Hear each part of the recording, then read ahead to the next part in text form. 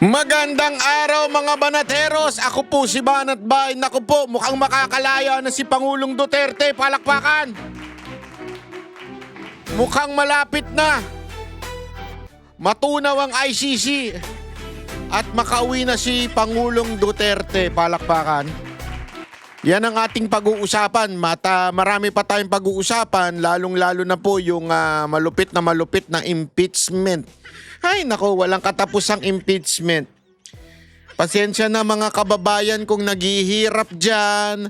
Pasensya na yung mga negosyante nahihirapan sa negosyo ngayon dahil busy pa po. Busy pa ang gobyerno na patalsikin si VP Sara Duterte. At sa mga kababayan naman natin na nangangailangan ng tulong, pagpasensyahan nyo na rin po. Bakit to? Dahil busy ho ang gobyerno natin. Yung mga walang mahinga ng tulong sa ospital, naku po, alam nyo kung bakit. Pinag-uusapan din ngayon sa Supreme Court yung paglipat ng pondo ng PhilHealth. Nako. At pagpasensya nyo na po, busy rin si Marcos kalalakwatsa sa Singapore. Banat Bay, bakit si VP Sara Duterte ba ay hindi na mamasyal? Sandali, chotomate kudasay. Iba ang Vice President sa Presidente. Ang Vice President, pwede nga yung kumuyakoy lang sa bahay. Bakit? Ang job description lang naman niya is spare tire. Wala namang ibang constitutional definition ang isang vice president kung hindi ang kumuyakoy at mag-antay mamatay ang presidente o maging incapable of doing his duty. Hindi natin wini-wish mamatay si Marcos sana. Pero hindi natin wini-wish yun. Ha? Masama yun, wag natin i-wish yun. Masama yun. Hindi, kahit sobrang sama niyan, kahit sobrang demonyo na ni BBM, wag natin i-wish na mamatay siya sana. Dahil masama po yun, ha? Okay? Pero, syempre, ang talagang trabaho lang ng Vice Presidente, kumuyakoy at mag-antay lang na hindi na capable ang presidente. Yun ang kanyang trabaho. Kaya kung kumuyako yan, mamasyal yan, wala na tayong dyan. Kasi yun naman ang kanyang trabaho. Unless gawin siyang sekretary ng isang departamento. Wala na rin. Dahil bakit to?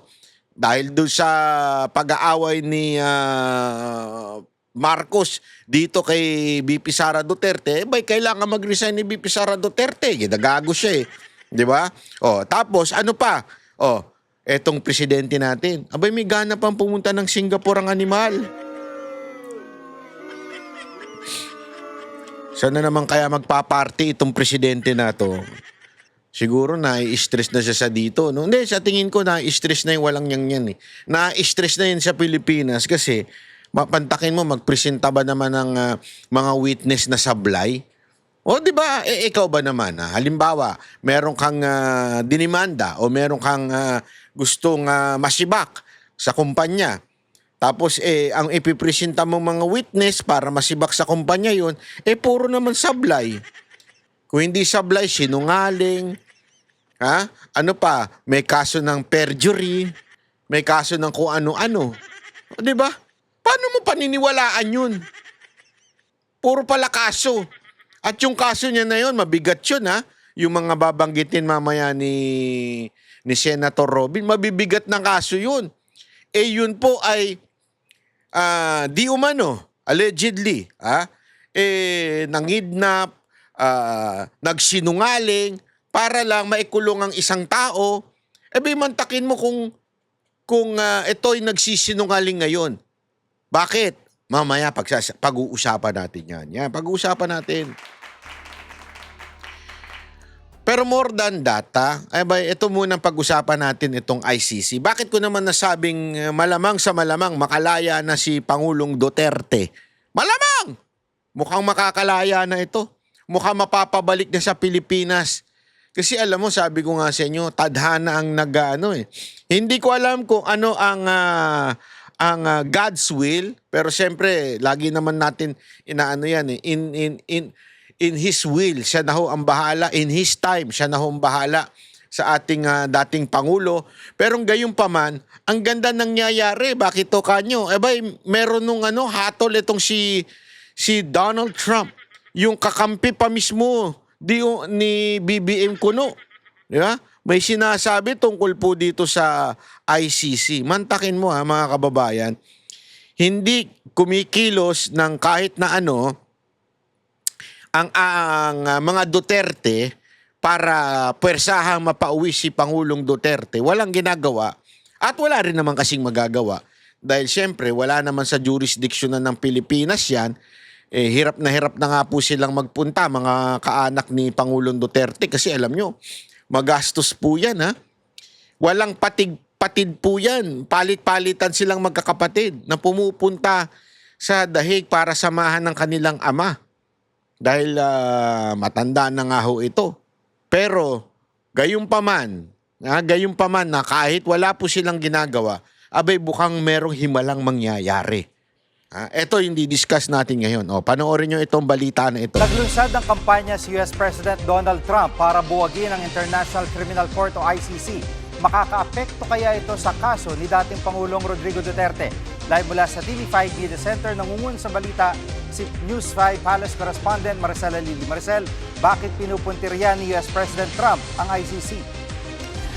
Jiggy, ang tingin kasi ng pamahalaan ng Amerika, tina-target ng International Criminal Court ngayon ang kanilang mga American servicemen at yung ilang opisyal ng United States. Kaya ang gustong mangyari ngayon ng Amerika base doon sa naging pahayag ni US State Secretary Marco Rubio ay kung hindi pahinain yung kanilang kapangyarihan ay tuluyan ng mabuwag itong ICC. Yung mga nakikita nilang hakbang kagaya ng paghikayat doon sa mga miyembro ng ICC na i-withdraw yung kanilang support doon sa mismong organisasyon. Meron din silang babala doon sa mga bansa na talagang dependent at nakakatanggap ng assistance mula sa Amerika at pinaplanong i-reject yung kanilang pagsuporta dyan sa ICC. Aba, mukhang kailangan magdalawang isip dahil ang banta rin, babala rin ng Amerika, papahigpitan o pabibigatin nila yung sanctions doon sa mga hindi magwi-withdraw ng suporta doon sa ICC at kabilang na nga rin siya yung pagbawi ng US visa para doon sa mga individuals na dire-diretso pa rin yung pagsuporta dyan sa ICC. Matatandaan natin na tayo naman kasi matagal nang kumalas ang Pilipinas dyan sa Rome Statute under pa ng Administrasyong Duterte. Sana nga tanggalan nyo ng mga visa yung mga government official namin. Tanggalan nyo na US visa. Kawawa naman si si pangalan nito. Yung panot na rin, nakatulad ko. Si Gibo. 'Di ba? Kawawa naman si Gibo kasi si Gibo, alam nyo ba, ang tindi ng hatol sa kanya ng China? Ang tindi ng hatol sa kanya. Economic sanction, lahat na ng sanction. Ginawa ng China sa kanya, hindi na makakapunta sa kahit anong teritoryo ng China. Mapa Hong Kong, mapa Macau, mapa Taiwan. Alam mo mga kababayan, huwag niyo sasabihin, naku, wala naman plano yan kasi gusto niya mga Europa, UK UK, mga Amerika. Alam mo, hindi totoo. Alam mo, sa totoo lang. Ako po, hindi ko sa pinagyayabang ho yan, pero yan ang lagi kong pinag-iipunan at yan ang aking passion. Kung kayo, nag-iipon kayo para sa mga anak at asawa ninyo, ako po, wala pang anak at wala pa ring asawa. Kaya nag-iipon lang ako para sa sarili ko. Mamasyal. Oo, yun ang talaga pinag-iipunan ko Asawa o pasyal? Pasyal na lang. Anak o pasyal? Pasyal na lang. Hindi, totoo. Kaya tayo nakakapunta ng ibang lugar, hindi dahil sa may pera tayo kasi wala naman tayong pinaglalaanan. At alam mo, napuntahan ko na nga ang Europa 2 beses. Naikot ko na ang Europa ng 2 beses. Sa UK, nakatatlo na ata kami doon. Sa Amerika, gayon din. Ilang beses na rin ako nakapunta dyan. At alam mo, wala nang binatbat talaga sila sa Asian countries like China, Taiwan, Macau, Hong Kong, even Japan, Thailand. Iba na talaga. ang gaganda na ng mga lugar dito sa Asia. Tayo na lang ang hindi maganda. Tayo na lang ang pangit. Yan ang katotohanan. Huwag ko tayo magmaang-maangan. Tayo na lang ang, pag kayo umikot to ng buong mundo, tayo na lang ang pinakapangit sa Asia. Sad to say, but it's true. Pumunta kayo ng China, kahit probinsya lang, mamamanga kayo sa train system nila. Ako nga pambihira nung nag-train tayo. Hindi, totoo. Pansinin ninyo ha, nung nag-train po kami, 7 oras, 6 na oras yung biyahe.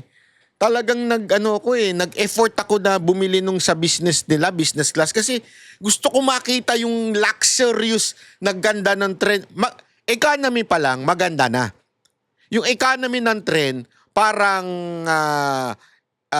premium economy sa aeroplano. Maluwag, malaki yung pero gusto ko maranasan yung business class. Alam mo sa business class ng train, ako po, ang lupit to mga kababayan, napakaganda. Talagang masasabi mong, wow. And magre-relax ka lang dun, no?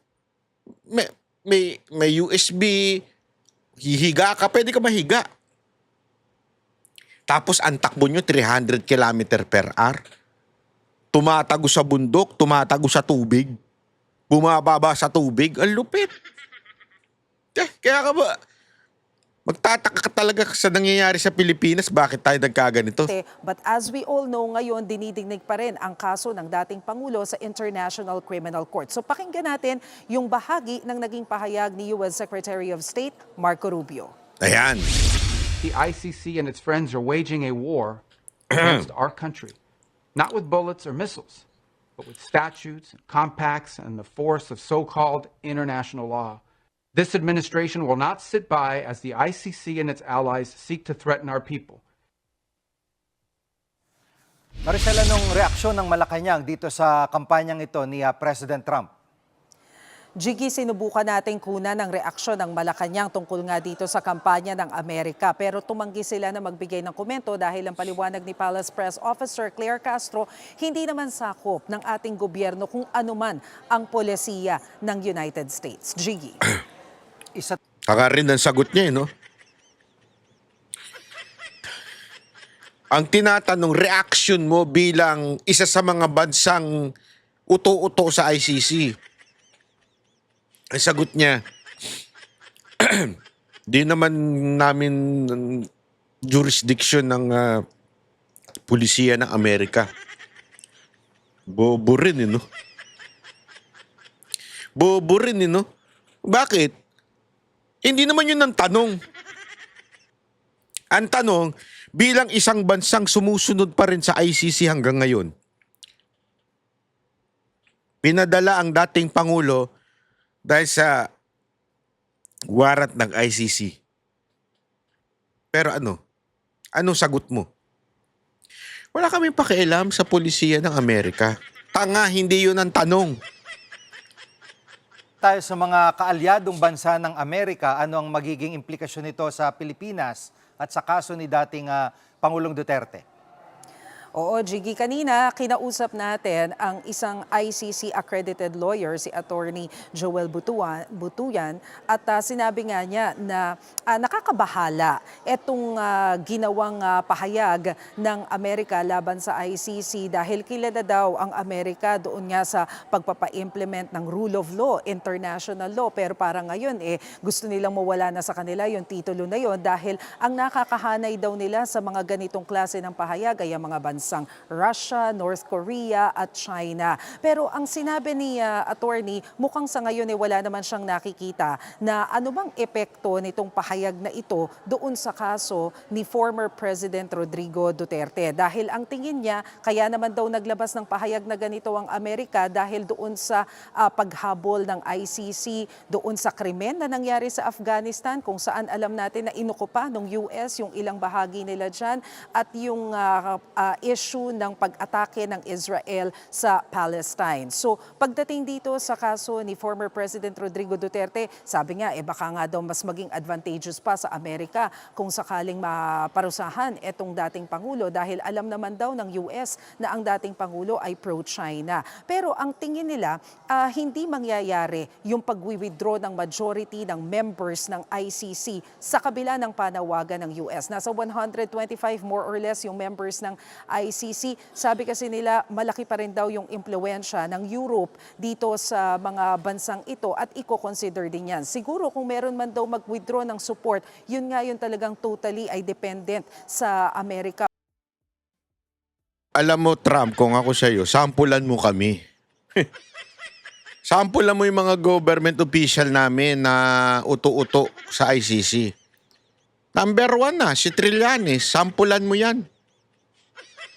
Kung may visa yan, tanggalan mo ng US visa. I-sanction mo. Hindi kasi, magsasalita ka dyan. Oh. Ito, listen to me, Donald Trump. Mr. President Trump, listen to what I'm going to say to you. You listen carefully. This is something that I would respectfully give my opinion.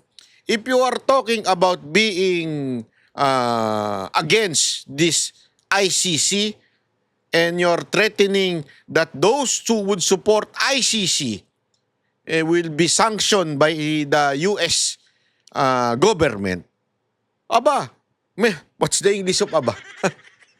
Wait! Wait! You should start with us. Our government official does not only support ICC, but also like a puppy.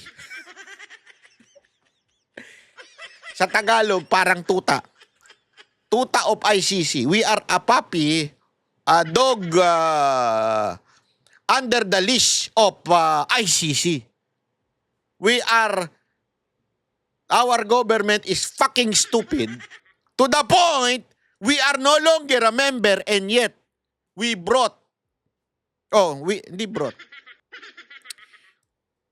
kidnapped the best president in the Philippines, Rodrigo Roa Duterte. If you cannot sanction our government official or your talk is just nothing but a propaganda talk, sample us. Sample the government official. Especially Trillanes who always like that in the ICC. Ano like that? Talay. Pagdating doon sa mga assistance. So far, ang nakikita nilang immediate effect niyan, sa ngayon daw kasi nasa 11 high-level officials ng ICC ang napatawan na ng sanctions ng Amerika. 2 sa mga ito kasama doon sa mga nag-handle ng kaso ni FPRRD. So, ibig sabihin, dahil meron silang sanctions, hindi na daw sila makagamit, for example, ng mga bangko dahil pinagbawalan na silang gamitin, binan na sila ng mga US banks. Tapos ay hirap na rin silang makagamit ng mga TNVS dahil kinancel na daw yan. Yung mga ganitong bagay daw yung nagpapahirap dito sa mga high-level officials na to sa ICC. Pero wala naman daw silang nakikitang anumang epekto nito pagdating doon sa neutrality, sa pagdinig sa kaso. Pakinggan natin ang sinabi ng ICC accredited lawyer. Tingin ko hindi naman, no? Hindi naman tayo apektado kasi unang-una advantageous nga sa Amerika, no? Na Bakit? si former President Rodrigo Duterte being prosecuted kasi kung makabalik yung mga Dutertes, mga pro-China yung mga yan, no? Wow! And ang US naman, tignan mo talagang nagpapadala. What the? Who the hell is this? That is the most stupid opinion I ever heard. Pantakin mo, pro-China daw. Alam mo, si Pangulong Duterte, friends to everyone, enemy to none. Ano sasabihin mo pro-China? Baliw. Hindi, totoo naman kabaliwan niya sinasabi mo na pro-China si Pangulong Duterte. Porket hindi siya tuta ng Amerika, pro-China na, ganun.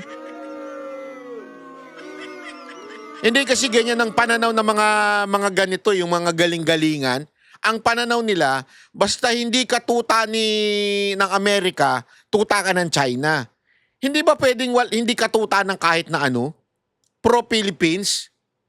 Sarili ang iniisip ni Pangulong Duterte. Tayong Pilipinas. Sasabihin mo, eto nga sa totoo lang kung tayo nga ang tatanungin mas okay pa nga sa totoo lang ang mga tulong na ginagawa ng China. Naalala ninyo? During pandemic, nagkakaubusan ng vaccine. Amerikano, pinagdamot nila yung vaccine nila. Totoo naman, di ba? Pero yung China, binigyan kagad tayo agad-agad. Sasabihin na naman ng iba, mahina naman yung sa China. Di totoo yan. Propaganda ng Amerika yan. Alam nyo ba? Eto para lang sa kaalaman ninyo. Diyan magaling ang Amerika sa propaganda. Alam nyo ba na kahit Japan minsan nila na, hindi ko sinasabing America's the government Americans, businessman sa Amerika. Dati nga siniraan nila yung Ajinomoto. Alam nyo ba yun? Di ba? Masama yan. Sa ano yan? Ginagamit yan sa mga Chinese cuisine, ganyan-ganyan. Sa mga Chinese food, nakakahilo yan. Pero Ajinomoto, Japan yun Pero alam nyo ba yung mismong laman yung Ajinomoto? Hindi naman yun chemical. Yun po mismo ay plant. Galing sa plant yun. Tapos yung asin.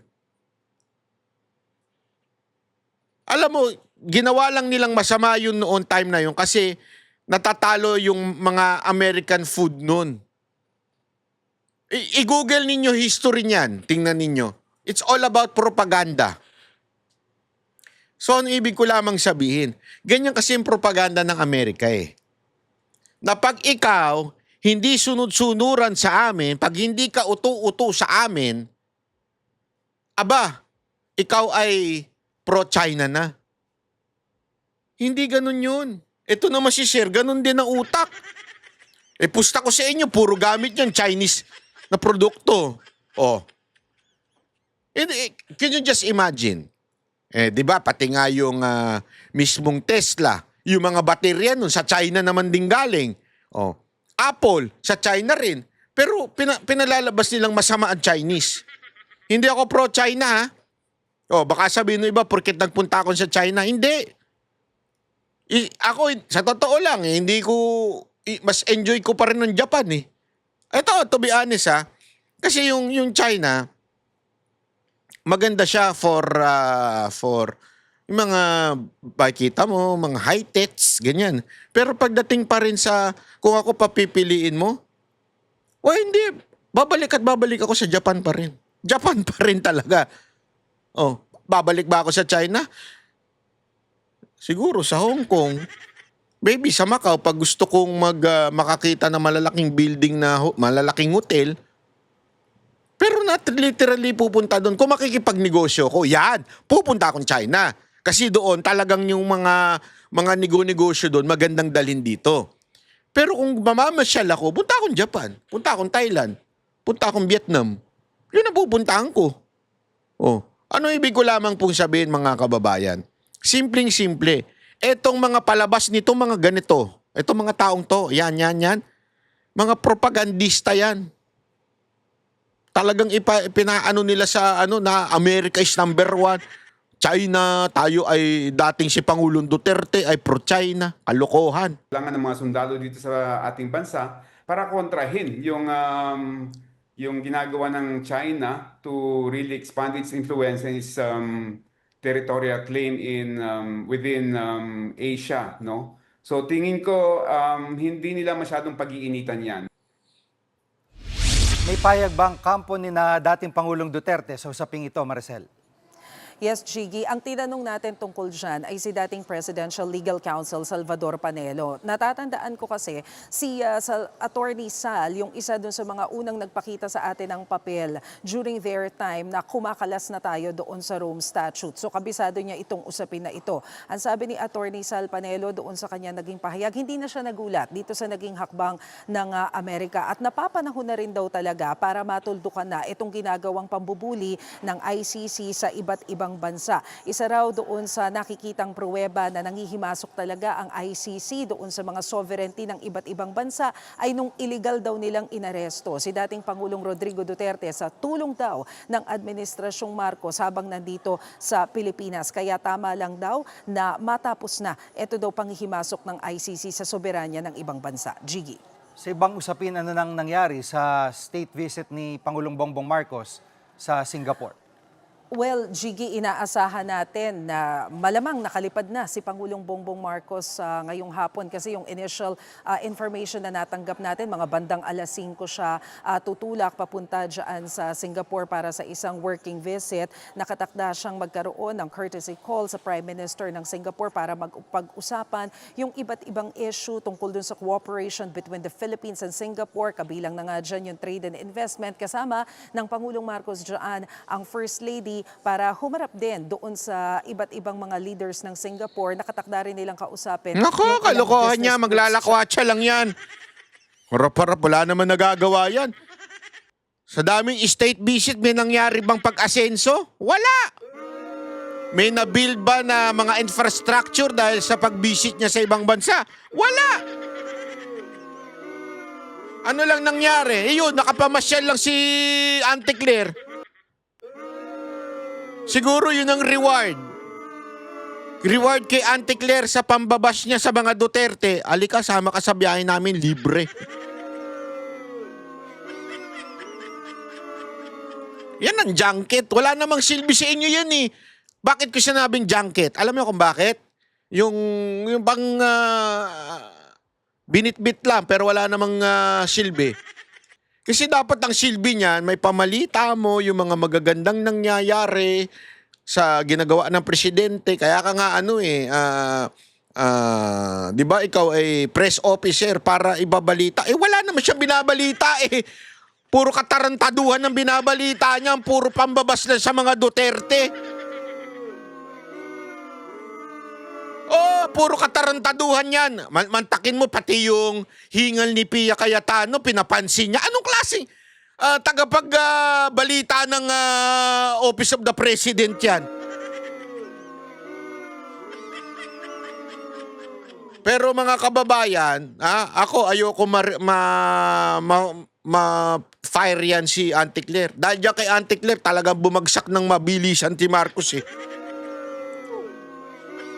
Kaya nag-negative ng todo-todo yan si Marcos dahil dyan kay Auntie Claire. Kaya wag natin tatanggalin yan, ha? O kaya, good job ka dyan. Hindi ko nga alam, baka naman baka kaibigan to ni VP Sara Duterte. Hindi lang sinasabi sa atin eh. Sa tingin ko, ha? Kasi mantakin mo, ha? Mula nung pumasok siya sa Malacanang, mula pumasok sa Office of the President, dumadaus-dus ang presidente. Si VP Sara Duterte umaangat. So, sino kaya ang kaibigan niya? Hindi, dalawa lang yan. Mamili kayo. Malamang, siya ay Trojan horse. Siya ay itinanim ni VP Sara Duterte para tumaas si VP Sara Duterte, dumaos do si Marcos. O sadyang bobo at tanga lang talaga yan. Kasi hindi niya nagagawa yung kanyang trabaho ng mahusay. Mukha lang siyang palingkerang nasa Malacanang.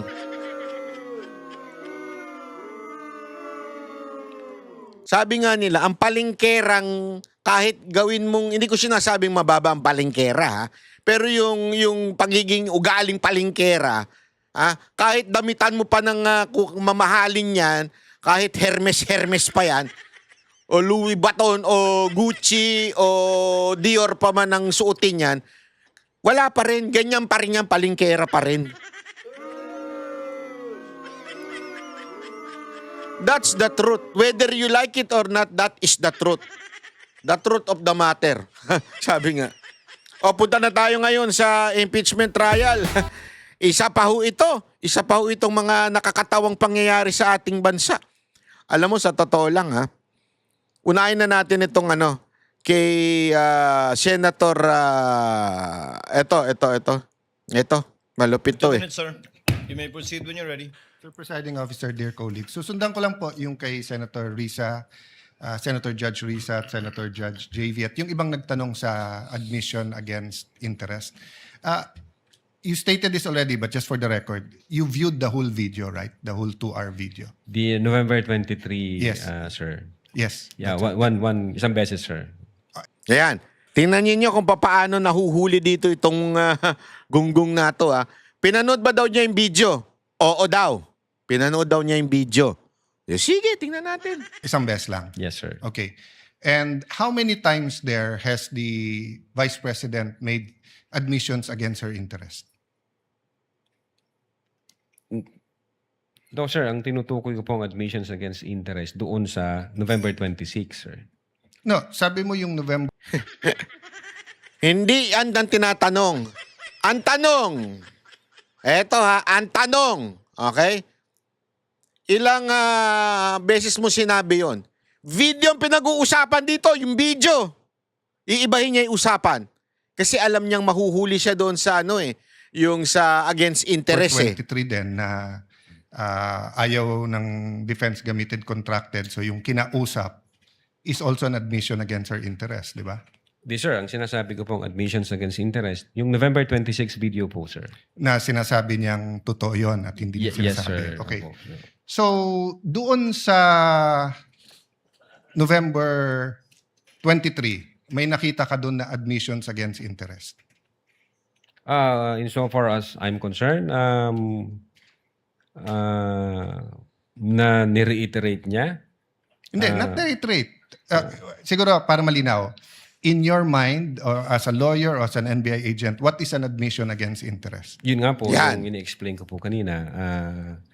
Ito po yung isang bagay na ginawa ng isang tao na... Hindi ginawa, sinabi. Sinabi Kasi ng, it's admission eh. Apo, sinabi ng isang tao na ikakasira niya, but then instead of denying na sinabi niya yon, Inamin niya. in-admit pa niya ito, ni-reiterate Okay. niya. Yan ang ibig sabihin ng admission against interest. Kahit na ikasisira mo, ibig sabihin, hindi ito magpapabor sa iyong sarili, inamin mo pa rin. Yan ay isang bagay sa batas na matimbang. Okay? Matimbang po yan. Take note lang. Explain natin unti-unti. Very clear yon. And you and Agent John Mark Kalilong said that the basis of the investigation was the November 23 video, the basis sa inyong affidavit of investigation sa nag-file ng kaso is certain portions of the November 23 video. As well as So, the November, as well as the As well October as 8, other sir. evidence. Okay. Apo. Sa November 23, ilan ang admission niya against interest? Ayan.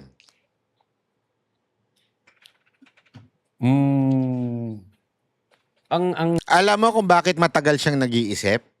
Bakit di siya makasagot? Kasi alam mo nagsisinungaling ito eh. Abogado siya. So alam niya na tinatansya muna niya kung matatrap ba siya doon sa mga tanong ni Cayetano. Kaya ang tagal niya munang sumagot eh. Tinitimbang niya, sandali, matatrap ba ako pag sinagot ko yan? ang sinasabi ko pong admission against interest, No, this this is a new November question. 26. This is a new question. Ayun pinagpipilitan niya. Ayaw niya sagutin ng diretso. Pahilig siyang ganyan eh. Kung ano-ano yung sinasagot niya, ayaw niya sagutin ng diretso. If you evaluated well the November 23 video, is there any circumstance in that video that you believe that the Vice President made admissions against her interest? Plain ho yung utterance niya doon, Your Honor. Yung nakita lang ho namin, yung utterances niya.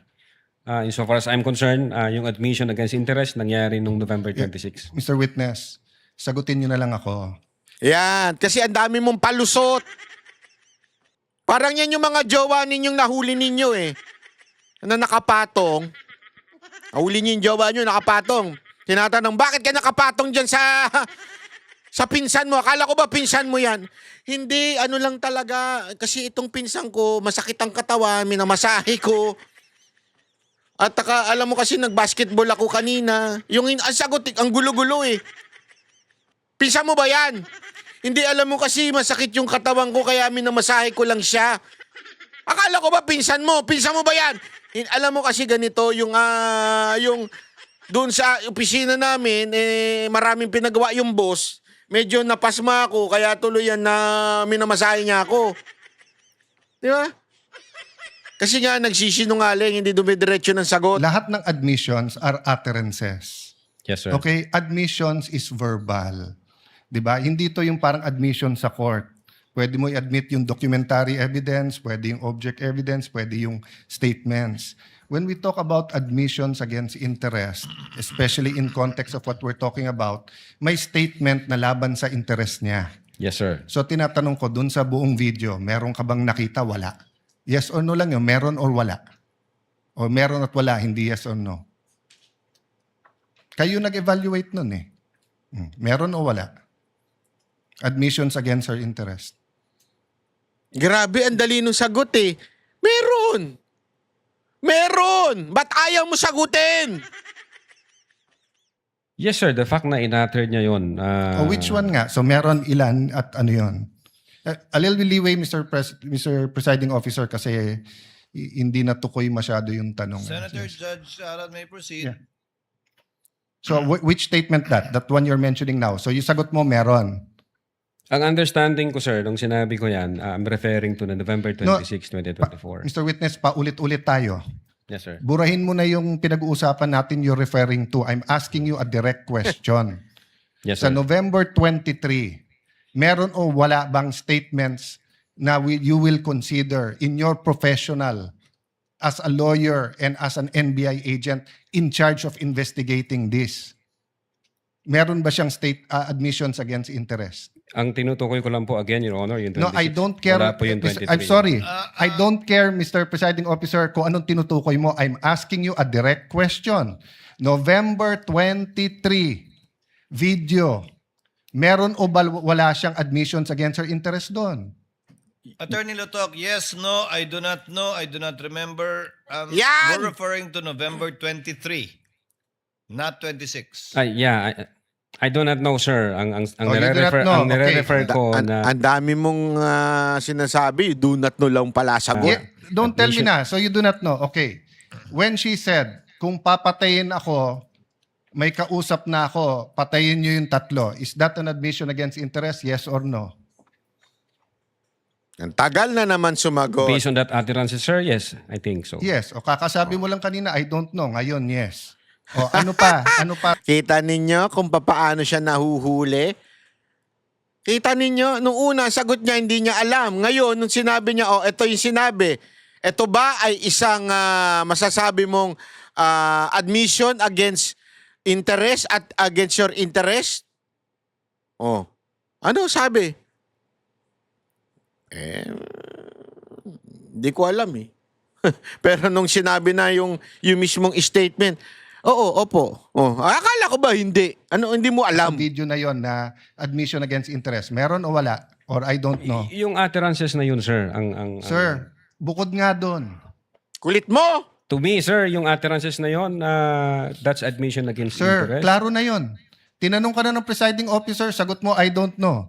Tinanong kita ng diretso na sa video, biglang you know, biglang sasabihin mo na yun utterance na yon. So ang tanong ko na ngayon, bukod doon, aside from that, Sir, ulitin ko po yung sagot ko. no, you don't need to answer. Yung sinabi ko po na No, I'm admission asking against you, interest. aside from the utterance, the statement, na kung papatayin nila ako, patayin sila, is there any other utterance during in that video that you would consider admission against In so interest? far as I remember, wala na po yun. Wala na, okay. When the Vice President said, yung pinamigay sa DepEd, isn't that an admission against her interest kung may pinamigay?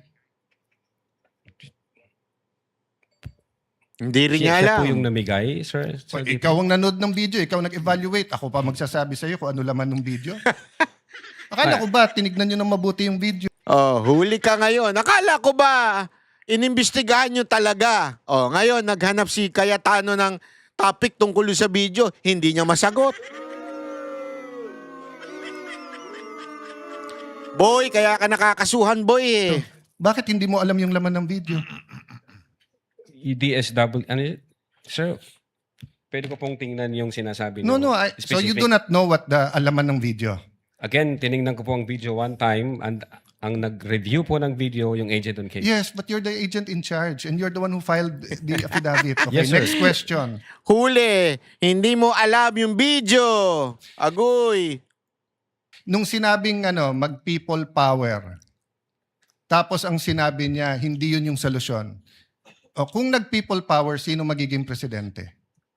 Kung nag-people power at mawawala ang Pangulong Marcos, sino magiging presidente? Siya, sir. Opo. So hindi ba admission against her interest din? Siguro sa interest niya, maging presidente. Pero ang sinabi niya, what? I think so, sir. Okay. So I mentioned 3. So my next question. When you have an admission against interest, do you take the whole admission or you can cut it Yan. up into parts? Nagigets ninyo? Anong punta ni Cayetano dito? Yung admission against interest, 3 yung binanggit niya. Yung sa DepEd, yung sa tungkol sa threat, yung sa threat. Diba? Yung tungkol sa alleged assassination threat. Inamin niya na sinabi niya talaga yon. That's admission against interest of VP Sara Duterte. So, matimbang yon. Yun lang yung tiningnan nila. Pero yung sa DepEd, hindi nila tiningnan. Yung sa inciting to sedition na people power, hindi rin nila tinignan. Di ba admission din yon? Sabi nga ni Cayetano, admission din yan dahil siya ang makikinabang kung sakasakaling siya po ay mapatalsik si Marcos. Pero bakit hindi tiningnan yung sinabi ni VP Sara Duterte na I'm against any people power? Ilang beses siya sinasabi ni VP Sara Duterte. Again, Your Honor, yung If my admission against interest is 1 sentence or 1 paragraph or 3 sentences, can you take 1 sentence and say yun lang yung admission and the 2 other sentences are not? Can you divide I it think up? it should be the whole, sir. The whole sentence. So the whole the whole. sentence niya, nung sinabi niyang kung papatayin ako, is pinagbibintangan niya yung 3 na papatayin siya. So if you say it's an admission against interest and you believe it, you also have to believe na papatayin siya nung 3. The Yon. same thing, if you're going to say na namudmud siya sa DepEd, ang sinabi niya galing sa First Lady yung pera. So you're also going to have to believe that. So if you're going to believe her, na yung ibang sinabi is Kasi ang punto dito, kung naniniwala ka doon sa sinabi ni VP Sara Duterte na pag ako namatay, may inutusan na ako na patayin si Marcos, si Lisa at saka si Romualdez. Kung naniniwala ka doon, di sana naniwala ka din doon sa sinabi ko about DepEd at doon sa people power na ayoko. Bakit pinipili mo lang pinipaniwalaan mo? At doon sa mismong threat, meron ding admission doon. Napapatayin ako, may planong patayin ako ng gobyernong ito. Bakit hindi mo pinaniwalaan yun? Ang pinaniwalaan mo lang ay yung pag ako napatay, meron akong inutusan na. Nagigets ninyo? Isa lang yung, sa madaling salita, nagninikpik itong NBI, ito lang. Ito lang yung makakasira kay VP Sara Duterte. So yan lang yung pipiliin namin. Yun yung punto ni Cayetano dito. issues. Ngayon, sinabi nga niya, hindi solusyon ng people power. So as the evaluator, bakit hindi consistent yung evaluation niyo nung video? No, I think yung insofar as people power is concerned, I think sinabi niya yata na, yes ma'am, natutuwa ako dun sa ginagawa niyo. Hindi. Ay, iba yun. But Natutuwa siya doon sa mga pagbablog at pagbibigay ng kanilang opinion. Pero hindi niya sinabing natutuwa siya na magkaroon ng people power o revolusyon. If you know the Duterte, they don't like it. As a matter of fact, tapos na sana itong lahat ng to kung si VP Sara Duterte lumabas sa kalsada. Kasi kumpleto na eh. Kumpleto na. Ito ha. Usap-usapan na yan. Bubulgal ko na sa inyo. Kumpleto na eh. May tao na. Kaya ng INC mag-produce ng milyon. may tao na. Yung mga militar, may contact na rin yung mga retired na yan. Sigurado tayo. Hindi ko alam kung sino ha. Wala akong alam tungkol dyan. Pero, assuming, may contact na rin yung mga yan. Kaya lang, ang talagang lagi nagiging problema dyan, yung head. Sino ang tatayong head para kung sakasakaling mag-withdraw ng support ang AFP o ang kapulisan, may tatayong head. Wala silang makita ngayon. At alam ko, naririnig ko sa palipaligid, naririnig ko lang, wala akong personal knowledge, naririnig ko, they're trying to convince VP Sara Duterte. But the Vice President, ayaw niya. Same with the father, ganyan na ganyan din ang ugali ni Pangulong Duterte. Ayaw niya talaga yan. Imaginein mo nung si Pangulong Duterte presidente, napakataas ng kanyang ratings. Trust rating nung siya ay presidente.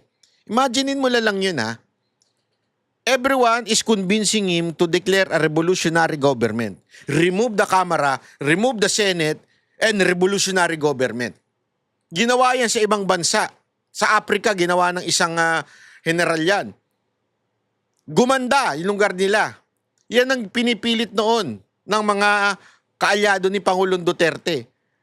At ayaw ni Pangulong Duterte. He has the power to do it. He is the president at that time.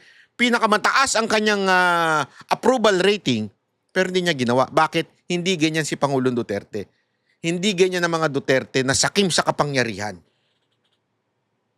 Hindi. Marami nagkukumbinsi sa mga Duterte na tumayo na, pero ayaw nila. Bakit? Kasi sila ang makikinabang. Ayaw nila ng ganun. Let it be. Tapusin yung 2028, yun ang gusto nila. Ito na nga, kaya yan nga tayo nagkakaganito dahil sa yan ang gusto ni VP Sara Duterte. Sa totoo lang, sandaling-sandali lang to Pag tumayo lang, mag-declare lang si VP Sara Duterte, buong Mindanao susunod sa kanya di ba? Yung totoo. Pwede ko pong ulitin. Let the record speak for itself. It's on Yes, Your page 26. Same paragraph nung sinabi niyang papatayan, no? But having said that, last question, no? Bakit sa cybercrime ni-refer? Ba't hindi sa anti-terrorism or sinabi mo meron Yan. group? Bakit sa Ganda yan. cybercrime? Your Honor, may cyber aspect po kasi yung violation. Okay. What are the aspects of the alleged threat? One is the cybercrime grave threat. The other one is a possible assassination threat, right? No, Your Honor. Yung sinasabi kong may cyber aspect, the utterances was made through Cyber. And the by- utterance, in accordance with you, constitute grave threat. Yes, sir. But if she meant it, and if it is true, and if it is accurate, it's also an assassination plot, isn't it? Kung totoo yung utterance niya na Ganda ng punto ni Cayetano dito. papapatay kita, may kausap na ako, hindi ba assassination plot yun? Maybe, sir, yes. No, hindi maybe. NBI kayo nag-aano May nagsabi Anong maybe? Kaya nyo nga pinapa-impeach si VP Sara Duterte because you believe that there is a grave threat against the president. Tapos sasabihin mo, baby. Alam mo kung bakit? Tuloy sa natin. presidente, papatayin kita. How much plain can that be as an assassination plot? That's why, sir, may validation process. That's sir. why may validation. Kaya yung tanong ko, ano ba mas mabigat? Yung assassination plot o yung cyber aspect? Yon. No, Your Honor. No. Diretso yung tanong. Hindi no. Anong mas mabigat? It's a direct question. If you were NBI director now or whatever, you were PNP chief, dalawang iniimbestigahan mo, yung cyber aspect na pwedeng cyber libel, pwedeng grave threat, at yung assassination plot, ano mas mabigat sa dalawa? Ano yung prioritize mo? Your Honor, yung cyber aspect, based on the law, mag-a-add siya ng 1 degree higher doon sa... Anong pinagsasabi mo dyan? Ang tinatanong, which will you prioritize? Kasi ganito yan. Explain ko na sa inyo kung ano yung punto ni Cayetano dito. Explain ko na sa inyo. Ang punto niya dito, kaya nyo ini-impeach si VP Sara Duterte because sinasabi nyo that there is a grave threat made by VP Sara Duterte against the President. Sabihin, naniniwala kayo that there is a threat made by the Vice President. If naniniwala kayo that there is a threat against the President made by Vice President, Di ba? Dapat ang priority nyo is to protect the president. At ang priority nyo dapat ay hindi yung kung ano yung sinabi. Dapat ang priority nyo kung ano yung gagawin para matupad yung sinabi. Pero bakit pumatak yung kaso sa cybercrime? Alam nyo kung bakit? Because they know na hindi naman mangyayari yung threat na yon. Alam nilang hindi kaya ni BP Sara Duterte na patayin at hindi naman papatayin ni BP Sara Duterte si Marcos. Dahil ang linaw doon, pag ako namatay, saka patayin. May condition. So aantayin mo muna na mapatay bago mo makita na papatayin talaga si Marcos. So ibig sabihin, you believe na it is conditional. Second, you believe na hindi naman talaga serious yung threat. Anong pinaniwalaan mo? Yung priority nila, cybercrime. Ano yun? Yung utterances. Ang priority kasi nila, i-impeach si BP Sara Duterte. It's not to secure the president. Because they know it's impossible for BP Sara Duterte to do it. Because she has to die first. Second, wala naman siyang kakayanang patay ng presidente. Sa dami ng bantay ng presidente. Yung bantay nga ni Vice President, kakampi pa ng presidente. So napaka-imposible. Pero again, because ang motive lang nila ay ma-impeach si BP Sara Duterte, kaya ipinasa sa cybercrime. Hindi talaga doon sa issue ng threat. Yun ang punto ni Cayetano. So magdidebate tayo kung anong higher. Papabayaan mong mapatay ang presidente. Kindly wind up, Senator Yes, Judge. I'm winding up. The point I want to make, Mr. President, is whether I was the PSC, the Executive Secretary, NBI, or an ordinary citizen, my first concern is wag mapatay ang presidente. Yon. But instead of the NBI director taking it upon himself, giving it to the anti-terrorist or to the intelligence, sa cybercrime binigay. Your Bakit? Honor, again, uulitin ko, yung utterances was made through Yeah, information and so communication I- technology. Kaya may I hope if jurisdiction any on one of my cybercrime colleagues here division. become president, magbago yung attitude ng NBI. Mas importante pala cyber kaso sa buhay ng presidente. Tama. Not necessarily, Thank you, Your Mr. Honor. President. Thank you. Thank you, Your Honor. Pahiya ka, no? Yun yung ano doon. Ito. Tingnan nyo naman, ha. Ito rin si, napakagaling din ito ni, ni Senador Robin Padilla. Napakaganda nung, wait, Chotomate. Saan na yun?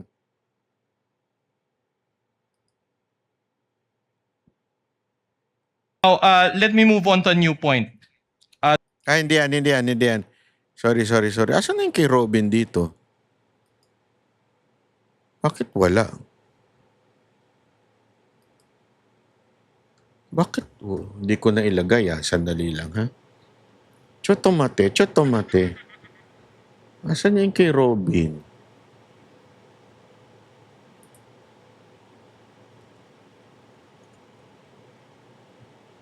Laka?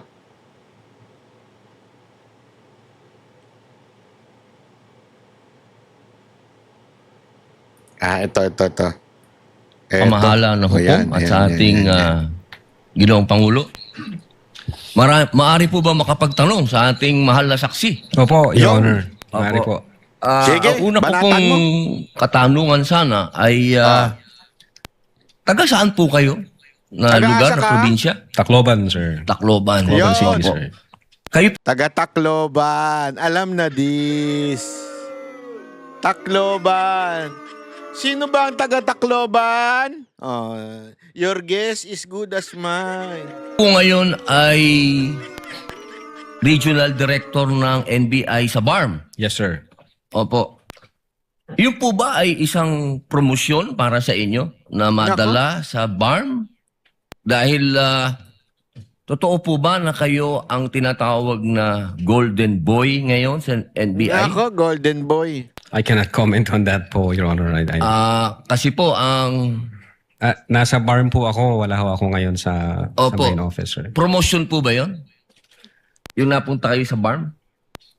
Balita ko po kasi ilang beses na kayo na-promote sa NBI. 12 years na po kayo, no? Sa NBI. Yes, sir. Opo. Ilang beses na po kayo na-promote? Since na pumasok ko ako sa NBI, Opo. sir. From investigation 1, 2, 3 noong 2015, 2016. Well, nung mula ako na pumasok ako sa academy, from investigation 1 hanggang ngayon sa regional director, sir. Ilang beses po yun? Sa isang taon po, ha? Sa isang taon? Anong taon po, sir, ang tinutukoy nyo? Bago po kayo napunta sa BARM. Bago ho ako napunta sa BARM, regional director po ako ng Mimaropa. May Maropa. Region 4B, sir. Opo. Kayo po ba ang pumili sa BARM? Na Hindi kayo po, sir. mapunta to? In the ex-agency of service, doon po kami nilalagay kung ano ang tingin ng direktor na makakatulong kami sa bureau. Bakit po kaya naisip ng direktor na sa BARM po kayo? Kayo po ba ay may kaalaman sa Islam? Hindi ko po alam kung ano ang naging basis ng direktor, pero Kayo po mismo. Kayo po mismo. Ang BARM po kasi is Muslim Mindanao. Yes, Your Honor. Opo. Meron po kayong kaalaman sa Islam? In terms of what do you mean kaalaman, sir? Yung Alam mo itong abogado na ito, no? Halatang sinungaling eh. Hindi makasagot ng diretso. Isang tanong, may kaalaman ka ba sa Islam? Yes or no lang naman yun. Kahit siguro sinong tao makakasagot, Christian ako, wala akong alam dyan. Di ba? Alam mo kung ba't hindi niya masagot? Kasi alam niya na pupunta doon sa question na bakit ka napunta sa BARM? Kung wala kang alam. Ayaw niya pang aminin wala siyang alam eh. Sa religion po ng Islam kasi Muslim Mindanao. So, ibig sabihin, kahit basic po siguro ng Islam, no? yes, sir. Kahit naman ho sino pwedeng i-assign kahit Hindi yun ang saang regional tanong. office dito sa Pilipinas. Alam mo, mababait itong mga senador na ito, no? Pero pag ako naging senador, bastusin ko talaga yung mga ganyan. Babastusin ko talaga. Hindi totoo eh. Sorry ha. Pasensya na. Alam ko mabait to si Robin eh. Tsaka yung si Cayetano. Pero ako dyan, hindi yan ang tanong. Ba't yan ang sinasagot mo? Sagutin mo yung tanong. Di ba po parang Regional autonomy ang autonomous region ng Muslim Mindanao. So, kailangan man siguro kahit paano meron kayong kaalaman sa Islam. Konti siguro, sir. Ano po yung konti na yun? Well, isa po akong Kristiyano at hindi ko ho malalaman yung kabuuan nung Siguro po dapat meron kayong basic din na knowledge ng Islam. Ano? So, pangalawang tanong po. Okay na po yun. Pangalawang tanong po. Meron po ba kayong, sa tagal nyo po, sa NBI, 12 years, meron po ba kayong na-encounter na kaso ninyo sa NBI? Kayo Ako, po mismo yan na filean ng kaso? Ayan Your na. Honor, normal ho sa mga Naks. NBI agents na makakasuhan. Ayan na naman siya.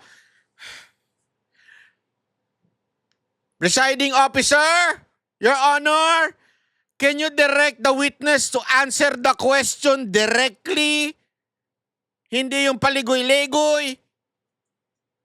Nangangalo niya kaya ito? Kasi hindi siya talaga makasagot ng diretsyo eh. Yung mga nangangalun niya lang yung mga hindi makasagot ng diretsyo.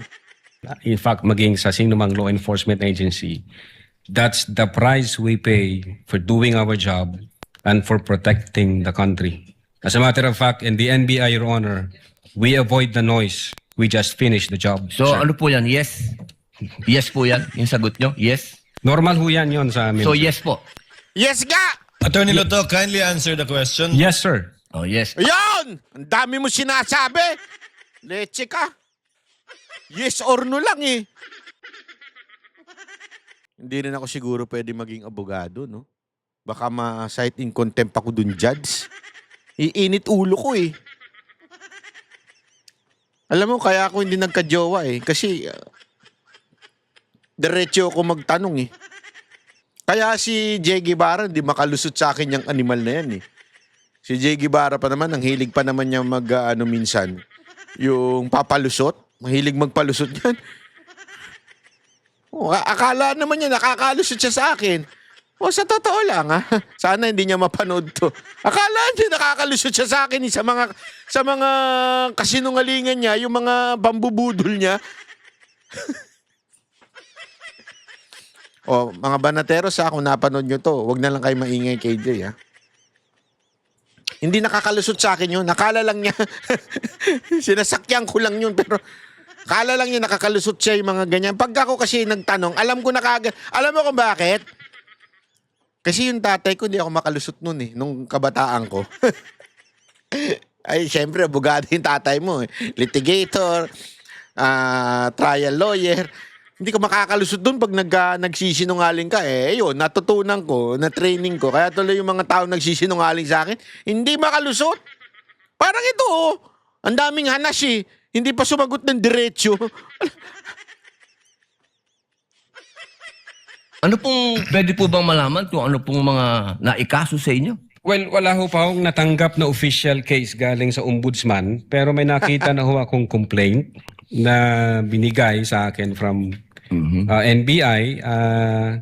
Hindi ko na ho maalala yung sa case na yan, pero nung chinek po namin yung case na yan, Your Honor, sabi ko doon sa mga kasama ko, tingnan nyo nga yung validity at authenticity ng case na to. Pinuntahan ho namin yung nagnotaryo, at So, yung meron Makati po, no? Court yun. Yung Makati Court, nag-issue ho ng certification na fake yung notary. Diyan sa reklamo na yan. So, Putang ina, notary na naman. Hindi yan ang tanong. May kaso ka ba o wala? Hindi, peke yung notary. sabi ko, huwag nyo nang pansinin. Marami tayong trabaho. Kung fake yung notaryo na yan, mere scrap of paper yan. Huwag na nating pansinin. Although, nag-aantay po ako, Your Honor, na mag-notify sa akin ng OMB kasi sasagutin po namin na eto ho ang nakaalap namin. May 2 Chinese na nagreklamo. Chinek ho namin doon sa BI, yung 2 Chinese na yan, I think, 9 months nang overstay at pinaghahanap din ng Ano pong kaso po Bureau of yung Immigration. ipinatong sa inyo? Anong kaso? Hindi ko maalala, Your Honor. Meron may mga kaso ho doon na nakalagay. Pero again, sabi Wala ko po nga, kayong isa kahit maalala na ipinatong sa inyo? if I'm not mistaken, arbitrary detention, may ganun ba? May unlawful Arbitrary arrest? parang inaano lang niya, minamalit niya arbitrary detention, unlawful arrest. Maliit lang yan. Konti lang yan. Wala ho sa akin ng record kasi nga, sabi ko nga, nung makita namin na fake yung notary, hindi na ho namin binigyan ng pansin, Your Honor. Kasi napakakapal po nitong hawak ko. Yun. Wala akong problema, Your Honor. Sasagutin po kakapal. namin yan. Apo. Sasagutin ko Hindi po niyo yan. pa po nasagot magmula noong February 29 Kasi wala pa hong official notice galing sa kung anong ahensya. na nakarating po sa inyo. Wala pa. Wala pa ho. Ang nakuha ko lang, yung kopya niyan, siguro may nagpadala sa akin. Sabi ko, teka muna, wala akong official na nare-receive from OMB. So, nung chinek ho namin, kung nag-i-exist ba yung kaso, fake yung notary, hindi na namin So, binigyan ibig niyo ng pong pansin. sabihin hanggang ngayon, hindi kayo sigurado kung nag-i-exist to. Dapat may notice na ako from ombudsman. Di ba po dapat ang reaction ng isang tao kapag may kaso, harapin? Precisely, Kasi Your Honor. katulad- Iniintay ko nga po yung notice from ombudsman na pag meron na hong notice Wala ang po kayong ombudsman- notice hanggang ngayon? Sa Wala pa ombudsman? po, Your Honor. Yun nga ang inaantay ko kasi sasagutin namin kasi meron po kaming certification na fake yung notary. Inaantay ko po, Your Honor. Mas maganda po, maharap nyo kagad. Definitely, hindi ko lalong-lalo namin na po. tatakbuhan yan, sir. Kasi napakahalaga po ngayon nito. Yes, sir. Sige Oo, nga, ito isa-isahin po. mo nga. Ang lupit nito. Alam mo, gusto ko rin itong style ni Robin eh. Panalo rin itong style ni Robin eh. So, dapat mong harapin yan. Kasi malupit itong mga kaso mo dito. Tapos bilang binanggit niya isa-isa, grabe. Ay ang pinag-uusapan natin dito ay napakahalaga. Yes, sir. Opo, at ito pong mga kasong ipinatong sa inyo, perjury, robbery, extortion, theft. Perjury perjury. Hindi biro yan, yung kaso niyang perjury. Dili man yan biro. Ba't kakakasuhan ng perjury? Di ba? Bakit? May matindi yun. Bakit kakasuhan ng perjury? Ibig sabihin, abay, meron kang ginawang kasinungalingan, which is, hindi pinopoint out to, para ad hominem ha. Hindi, may kinaugnayan to doon sa ikaw ay witness na nag-aakusa na dapat i-impeach si BP Sara Duterte dahil sa tingin mo, totoo yung threat na ginawa ni BP Sara Duterte. And bilang witness, ikaw yung nagsasabi, nagko-confirm. So, kung may kaso ka ng perjury, abay, malaking bagay yun. Malaking bagay yun.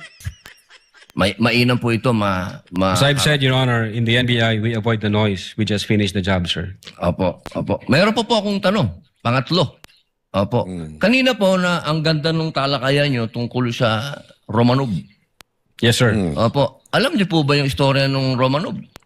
At ang gaganda po ng mga sagutan ninyo, alam niyo po ba yung historical background ng Romanov? Ang alam ko lang po dyan, Your Honor, yun yung nangyari sa, I think, Tsar, kung hindi ako nagkakamali, sa Russia. Sa Russia. Opo. Sino po ba yung nakakalaban ng Tsar? Again, hindi ko po maalala, hindi ko po nakita yung buong... Yun. Kasi napakahalaga po malaman ng taong bayan kung sino po ang tinatawag natin na Romanov at sino yung nakalaban nila. Kasi po, katabi ko ang isa sa Marcos family. Yes, sir.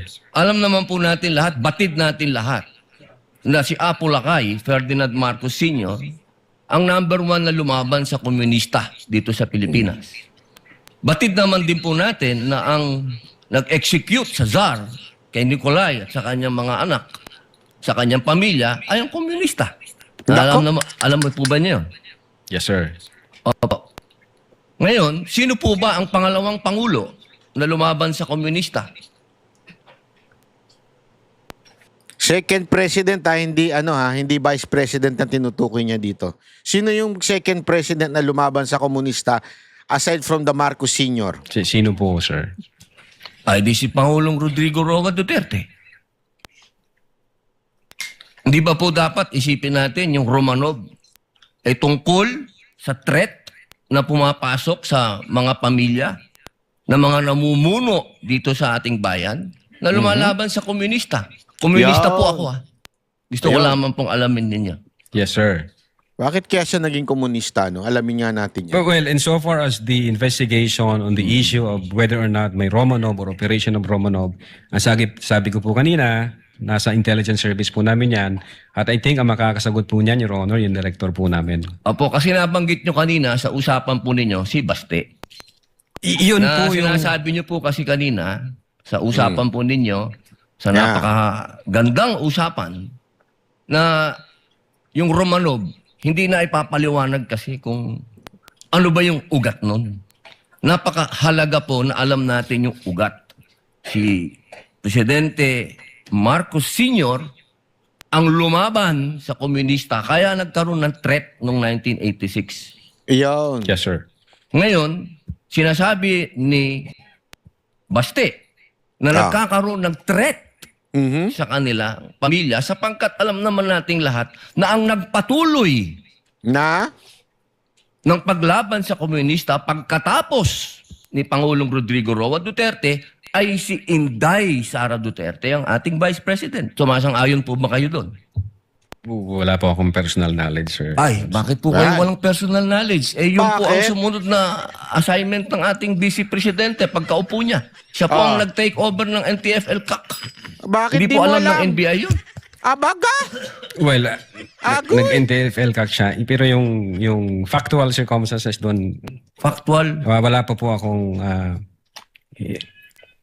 Wala kang alam? Wala po kayong... Pero alam niyo po, sagutin na lang po ninyo na siya ang nag-take over ng NTF-ELCAC. Yes, Your Honor. Opo. Isa na lang po, ginoong tagapamahalang... Ang pinopoint out niya dito, yung sa Romanov, ang pumatay komunista dahil kalaban ng komunista yung presidente. Tama, mali. So ang punto niya dito, sino ba yung mga presidente na lumaban sa komunista? Di ba? Una si Marcos Sr., pangalawa mga Duterte. Kasi kanina, para bagang keso sinabi ni Basti daw na baka mangyari sa kanya yung nangyari sa tatay niya. So ang sinasabi niya dito, pinalalabas nila na si Baste nang galing yung threat. Na baka mapatay ka ha, Marcos ha, kasi ganyan na nangyari sa tatay mo. O ganyan yung, di ba lagi nila sinasabi? Ano sinasabi niya dito? Kasi yung Romanog na yon, yung sinasabi na yon, yun tungkol sa mga komunista ang kalaban ni Marcos Sr. noon. Ngayon, baka mapatay ka rin yan kasi hindi mo ata na napapansin na nakikipagkuntsabahan na yung mga nasa paligid mo, yung mga opisyal mo, nakikipagkuntsabahan na sa mga komunista dyan sa loob ng kamara. Baka one day magising ka na lang, niyayari ka na nitong mga komunista na to. Yun yung sinasabi. Parang ang pinalalabas kanina sa usapan ay ang dahilan daw nung Romanog na yan ay para bagang si Baste nagsimula banta ay kay Marcos, hindi naman kay Vice President Sara Duterte. At ang parang lumalabas nanggaling pa sa mga Duterte yung pagbabanta. Kasi nga, bakit? Hindi nila naintindihan kung ano nangyari doon sa Romanog na yan. Dentik na yan. Ang dami kasing bobo. Ito kasi si Basti matalino to eh. Hindi ha, walang biro ha. Alam mo si Basti, akala nila kasi puro tato. Alam mo naman tayo mga Pilipino, judgmental tayo, mga animal tayo eh. Pagka puro tato, walang matinong magagawa yan. Ano yan, bulakbol yan. Kantoboy yan. Alam nyo pag nakausap nyo si Basti, hindi ako nagbibiro, matalino. Matalinong bata, ay matanda na, mas bata na sa akin, pero matalino. Mas maalam siya sa history. Sabi ko nga sa inyo nagkita kami sa dahig niyan. Kita kami sa dahig. Nagbisita siya. After nun, bulungan kami. Boss, may magandang bar dun. Wala namang babae, ano lang dun, mga just. Just once. Hindi, mahilig kasi sa music yan eh. O yung mga jazz, ang ganda oh. Hindi, maganda lang yung kumakanta. Ay yung nagigitara ata. Pero punta kami doon. Akala ko naman, magchichill lang kami, magiinuman lang kami ng makalan. Ganun lang yung chill. Ganun. Hindi. Walang niya, pinangaralan ako ng history. Hayop yan. Sana hindi na lang kami uminom. Hindi kasi ako, yung inom ko naman chill eh. Kasi ang nasa utak ko lagi ganito eh. Ito, akin lang to ha. Wala akong sinasabi sa iba, wag niyong gagawin ha. Para sa akin, ang akin, okay lang uminom ng chill. Pero I still put this in my mind. Yung sinabi ng Panginoon na do not get drunk. But drunk in the spirit. Totoo. Yun ang nasa isip ko. Okay lang yung chill, inom. Pero hindi ako talaga nagpapakalasing. Ever. Hindi nyo ako makikita ng lasing. As in, antok, oo. Lasing, hindi. Pero alam mo yun, so sabi ko, sige, chill lang tayo. Isang malupit na makalan dyan. Sarap! 18 years old. 18 years yung makalan. Sabihin, masarap, di ba? Smooth, ika nga. Umiinom na kami. Aba, si Basti nagkikwento ng tungkol sa history. Hayop yan. Hindi ko na matarok yung sinasabi niya. Sige lang siya ng kwento ng history. Pwede ba pag-usapan natin babae na lang?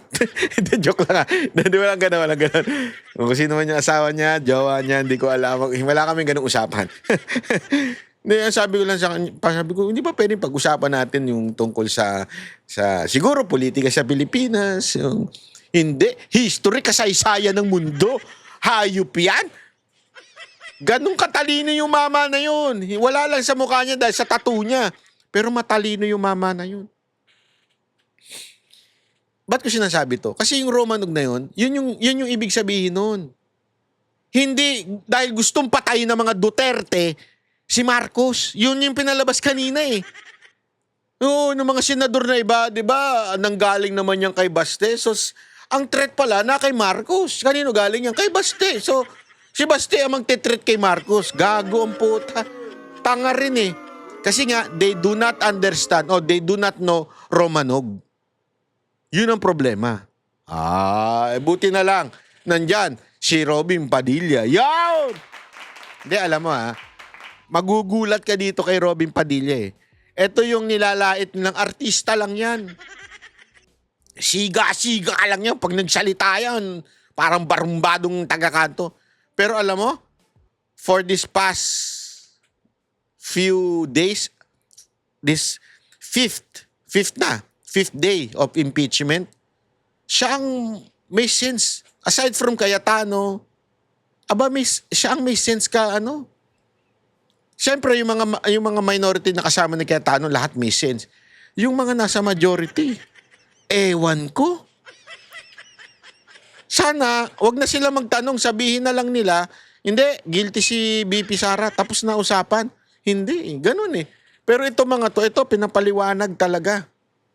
Kaya, palakpakan natin si Senator Robin Padilla. Anyway, maraming salamat po. Bantayan po natin paulit-ulit itong impeachment dahil grabe ho ang media. Pinapanood ko yung media eh. Pagkapanood mo talaga ng media, walang mabuting ginagawa, walang mabuting sinasabi. Wala talaga eh. Talagang bias.